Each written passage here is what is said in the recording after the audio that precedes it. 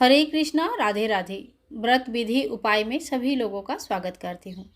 दोस्तों, आज इस वीडियो में हम सुनेंगे महाशिवरात्रि के व्रत कथा। कैसे चित्रभानु को मोक्ष के साथ साथ मिला शिवलोक। एक रोचक कहानी जो महाशिवरात्रि के पौराणिक कथा के नाम से भी प्रचलित है और जो आप सभी लोगों को महाशिवरात्रि के दिन जरूर सुननी चाहिए। हिंदू पंचांग के अनुसार महाशिवरात्रि का पर्व हर वर्ष फाल्गुन माह के कृष्ण पक्ष की चतुर्थी तिथि को मनाया जाता है। इस दिन भगवान शिव जी के साथ साथ माता पार्वती की भी पूजा की जाती है। कहा जाता है कि महाशिवरात्रि के दिन भगवान शिव जी निराकार रूप से साकार रूप में आए थे, यानी कि शिवलिंग के रूप में प्रकट हुए थे और माता पार्वती के साथ भगवान शिव जी की इस दिन विवाह हुआ था। सनातन धर्म में महाशिवरात्रि का पर्व बहुत ज़्यादा विशेष माना जाता है और इस दिन जो भी भक्त भगवान शिव जी की तथा माता पार्वती की पूजा अर्चना करते हैं, मान्यता के अनुसार उनकी सभी मनोकामनाएं पूर्ण होती हैं। आइए अब शुरू करते हैं महाशिवरात्रि के पौराणिक व्रत कथा। एक समय की बात है, चित्रभानु नाम का एक शिकारी था। पशुओं का हत्या करके वो अपने कुटुंब की पालन करता था।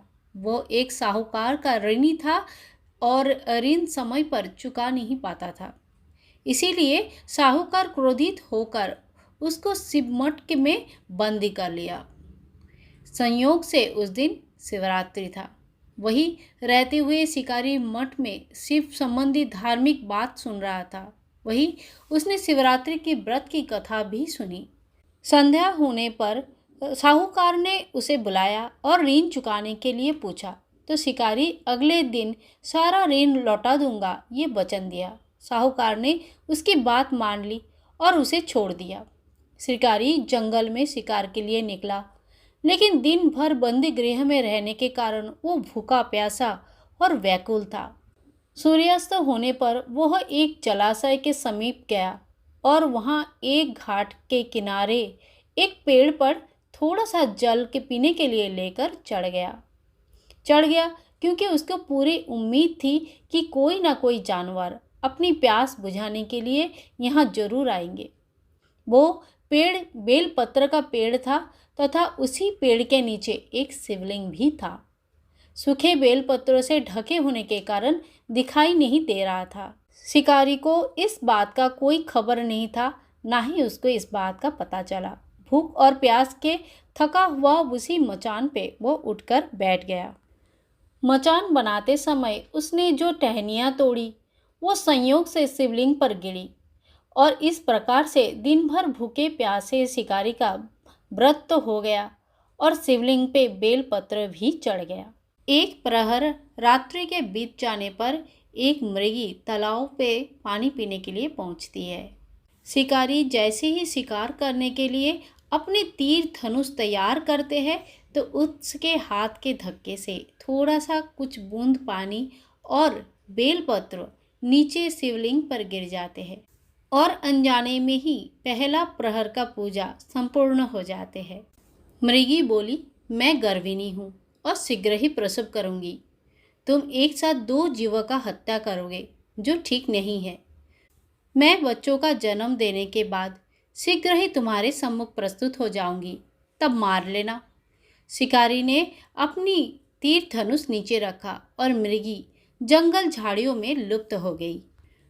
कुछ ही देर में एक और मृगी उधर से निकली। शिकारी ने फिर से अपना तीर धनुष तैयार किया। उसकी प्रसन्नता का कोई ठिकाना ना रहा। समीप आने पर उसने धनुष पे बाण चढ़ाया और कुछ बेलपत्र नीचे शिवलिंग के ऊपर गिर गए। अनायास शिकारी ने दूसरे प्रहर भी पूजा संपूर्ण किया।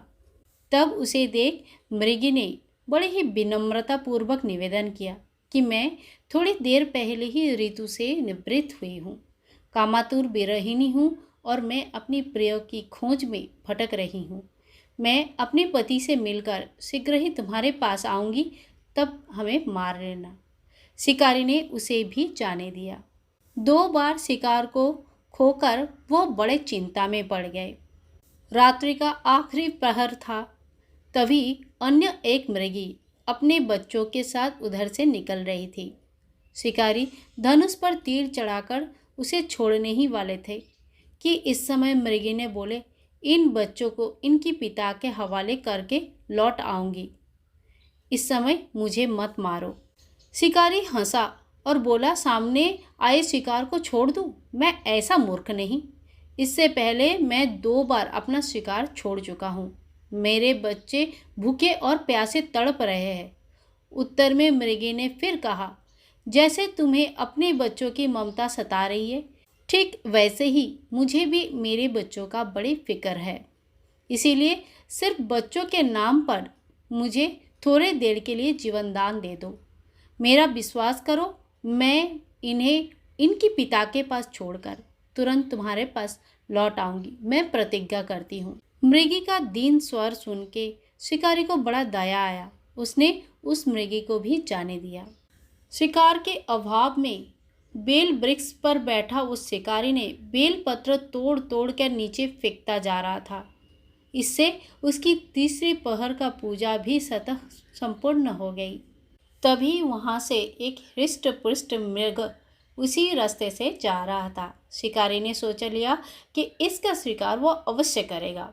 शिकारी की तभी अपने तीर धनुष तैयार करने लगा तो मृग विनीत स्वर से बोले कि भाई, अगर तुमने मुझसे पूर्व आने वाली 3 मृगियों का तथा छोटे छोटे बच्चों का हत्या कर दिया है, मार डाला है, तो मुझे भी मारने में विलम्ब मत करो, ताकि मुझे उनके वियोग में एक क्षण भी दुख न सहना पड़े। मैं उन मृगियों का पति हूँ और अगर तुमने उन्हें जीवनदान दिया है तो कुछ क्षण के लिए मुझे भी जीवनदान देने का कृपा करो। उनसे मिलकर तुम्हारे समक्ष उपस्थित हो जाऊंगा। मृग की बात सुनकर शिकारी ने सारी कथा मृग को सुना दी। तब मृग ने कहा, मेरी तीनों पत्नियां जिस प्रकार से प्रतिज्ञाबद्ध होकर गई है, वो मेरी मृत्यु से अपने धर्म का पालन नहीं कर पाएंगी। अतः जैसे तुमने उन्हें विश्वास पात्र मान के छोड़ दिया, वैसे ही मुझे भी जाने दो। मैं उन सब के साथ तुम्हारे सामने शीघ्र ही उपस्थित हो जाऊंगा। उपवास, रात्रि जागरण तथा शिवलिंग पर बेल पत्र चढ़ाने से शिकारी का हिंसक हृदय में निर्मलता छा गई थी। उसमें भगवत शक्ति का वास हो गया था। उसके हाथ से धनुष तथा बाण छूट गया और उसने मृग को जाने दिया। थोड़ी ही देर पर वहाँ पे मृग सब परिवार शिकारी के समक्ष उपस्थित हो गया ताकि वो अपना शिकार कर सके। किंतु जंगली पशुओं की ऐसे सात्विकता एवं सामूहिक प्रेम भावना देखकर शिकारी को बड़ी ग्लानि हुई। उसके नेत्र से आंसुओं का धारा बहने लगा। उस मृग परिवार को ना मारकर शिकारी ने अपने कठोर हृदय को जीव हिंसा से हटाकर सदा सदा के लिए कोमल एवं दयालु बना लिया था। देवलोक से समस्त देव समाज भी इस घटना को देख रहे थे।